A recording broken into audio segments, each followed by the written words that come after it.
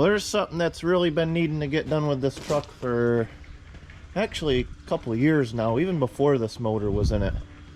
Let's check it out. So here's the lovely drive shaft that I made for it.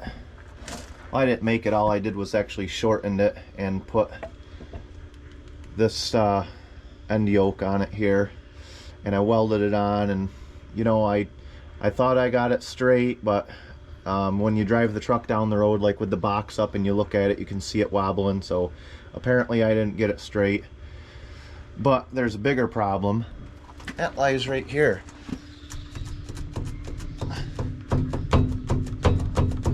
That's pretty darn bad. I don't know if you guys can hear it on the videos of this driving or not, but this thing, it drives me freaking nuts. I mean, it's just completely... It's just obnoxious. The vibration that this drive shaft gives off in this thing is just completely, it drives me insane. And I'm actually worried that these splines in here are going to strip out. And it's a mixture between that and this tailpiece right here that I welded on isn't completely straight, so it vibrates. So I'm worried that, you know, after so many miles, that's going to do something to this input shaft on this rear end and just break it right off, and then everything under here is going to be completely destroyed. The drive shaft place is building me a new one, but what I do have, and I'm going to see if they want to use, this is the one that came out of it when it had the gas motor in it, and this yoke is the same size that goes into the carrier bearing on that one. I actually had this drive shaft in it before I put this rear end in it. And this slip yoke on this thing is like brand new. There's no play in that at all. So I'm gonna see if they can use that. Probably not, because the tube itself is a lot smaller on this one. So I don't think they're gonna be able to use it, but it's worth a shot. Hey man, if it'll save me, you know, $500 or $600, then why not? So I guess we'll see what they say.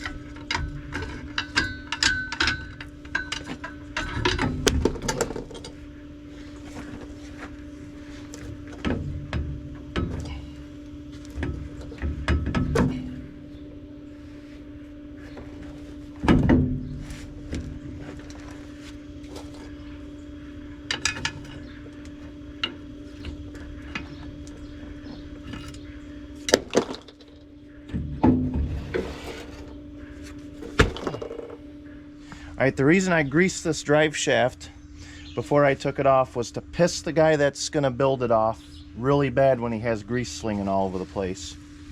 No, that's not the reason. The reason I greased it was because, those of you who don't know, there's about 500,000 little needle bearings in here, and the grease is typically what holds them in. And I wanted to make sure that when I pulled this out, these little needle bearings didn't fall out, because if that happens, you're completely screwed.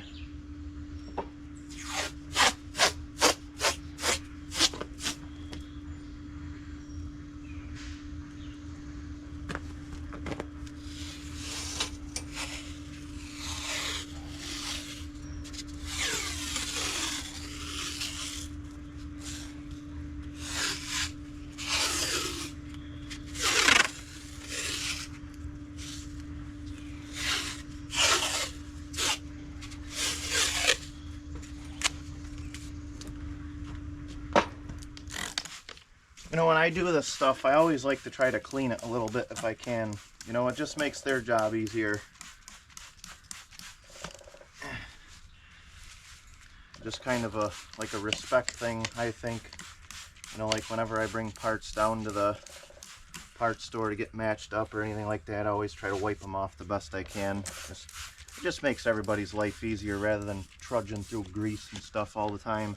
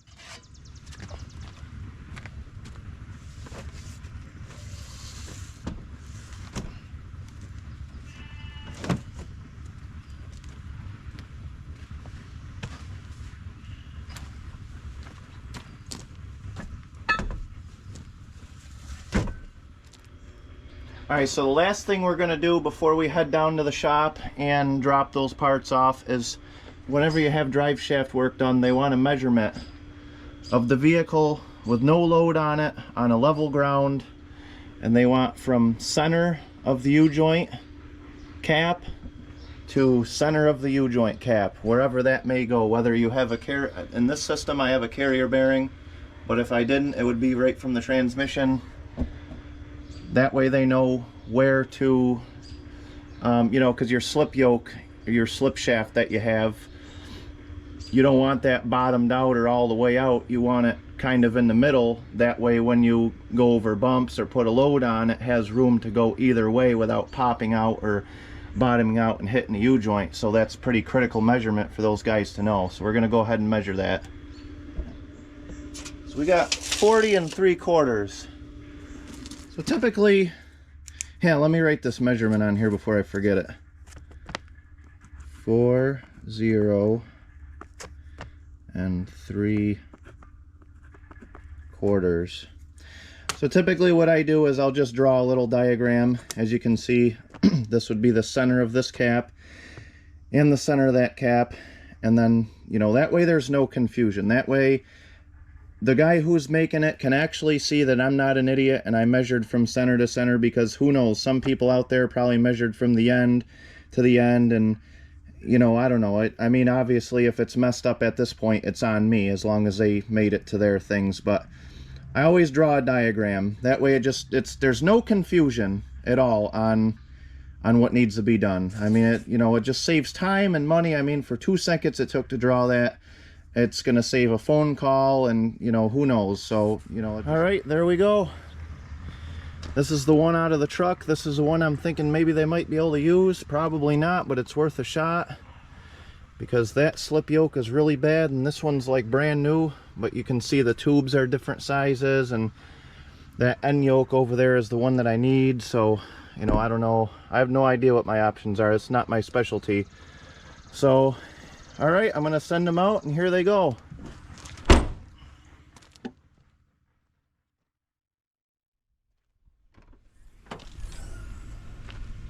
All right, here it is exactly a week later, and there you have it. They didn't even bother touching that one there. They just completely left it alone and made another one exactly the same as they made the other one. It should be in pretty good shape here. They ended up putting a new yoke on this one because the holes in this were kind of wobbled out, and ended up breaking the U-joint when they took the cap off because it was spinning in there. And other than that, they didn't touch this one, and this one is completely new U-joints and everything. They balanced it. They have a yellow stripe on each one. They told me to line those up when I put it in. Looks like there's the weights right there that they had to balance. So Hopefully this thing is not going to have any more vibration now. One more thing I have to add. You're probably wondering why there's both halves in here instead of one. Well, I took this one out and then he told me that he wanted the front one also so they can balance them together as a pair. So I forgot to add that. Yeah, so I ended up pulling this one out like right before I went down there. Alright, we got the first half of it in. These things sure are heavy. Everything spins nice and free.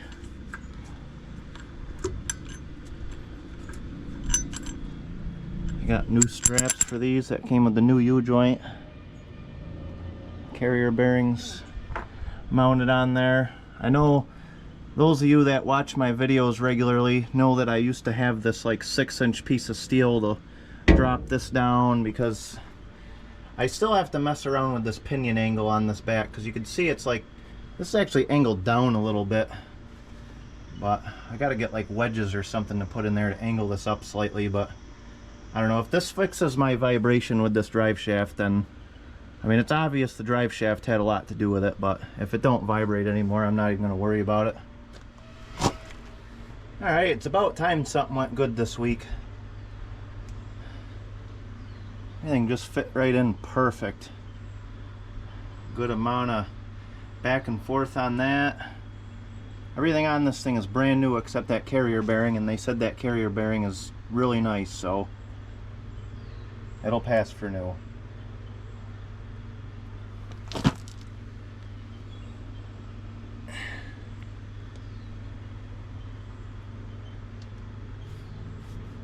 Definitely a lot tighter than before. Not even the slightest amount of play in this. Alright, threw a quick coat of paint on that drive shaft. Nothing special. Etch primered it and painted it just to make sure it'll keep looking just as good as it costs for a few years. Probably more like the first trip. Threw some black paint on the fenders. That blue looked cool, but the black definitely makes it look better. It just looks incomplete, so I still have to finish the hood on this thing. But I definitely think the black is much better than the blue. So it's time to start this thing up and take it for a ride and see if we actually fixed it.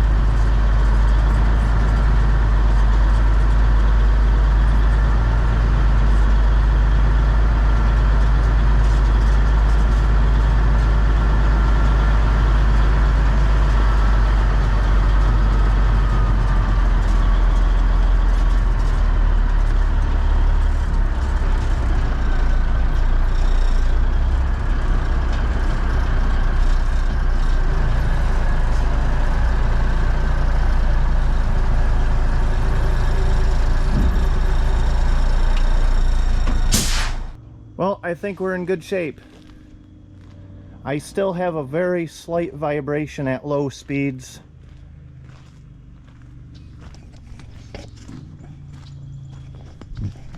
And I'm pretty much going to blame that on the pinion angle. I still have some more work, but after you get going about 30 miles an hour, it cleans right up and there's absolutely no vibration at all. Of course, it's dark under here, but that pinion angle, I believe they're supposed to be around 2 degrees or so, give or take 1 to 2 degrees, and that is definitely more than that. I mean, it's not terrible, but I think in the future I have to get some wedges on the back and tilt the front of the differential up so it's kind of more in a straight line with that, but everything else looks good.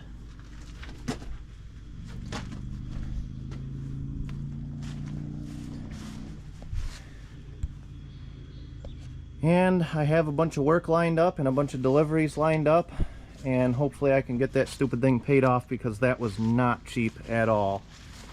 So definitely looks a lot better, I think, with the black fenders. But with that being said, I think that's it for this one. Make sure you subscribe if you like what you see, because it'll help me pay for that drive shaft, and we'll see you in the next one.